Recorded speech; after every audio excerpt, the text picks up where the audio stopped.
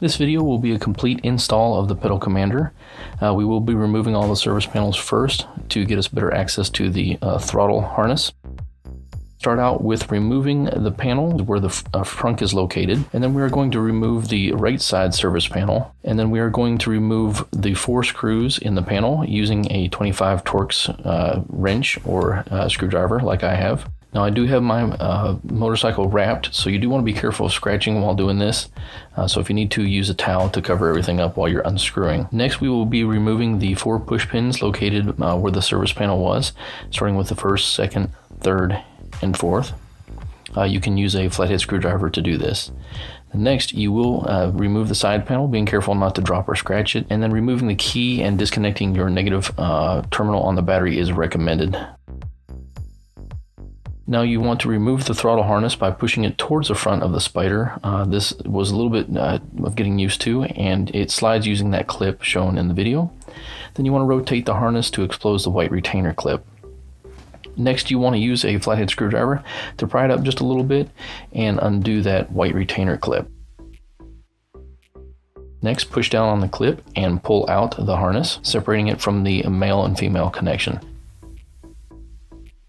Next, you'll take the pedal commander and we're going to connect it to the throttle harness on the Can Am Spyder, plugging the male to the female.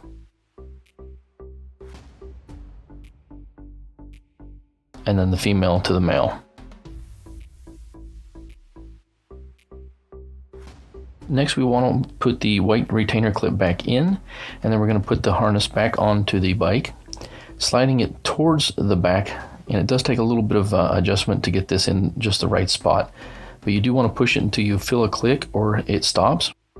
And then we're going to zip tie any loose wires. I kind of folded the system up into the wiring. Next, we're going to want to remove the key cover, and you do so by turning it to the left and pulling out. And then we're going to remove the panel to get access to be able to push the pedal commander through and get a good clean install instead of having wiring on the outside of our bike.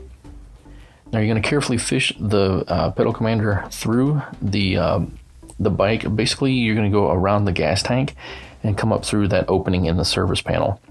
This did take me about 6 minutes to do, so it does take a little bit. I did cut it for editing purposes, but it was hard to get the pedal commander through that opening. There's not a whole lot of space.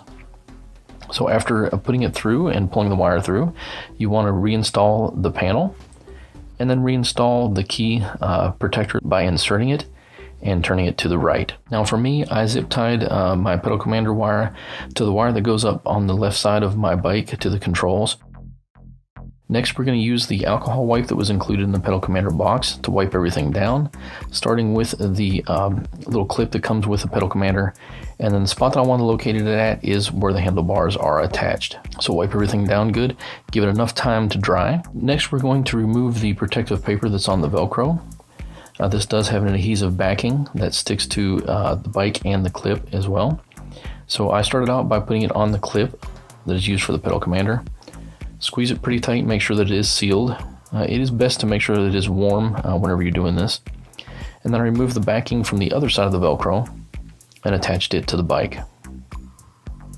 First, I did put the pedal commander in the clip.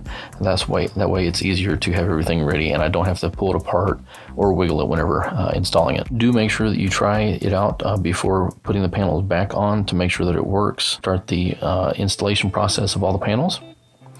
Starting with the side panel, we're going to place it in. Make sure that it does go into the clip where the frunk is located. And then I'm going to install the push pins next.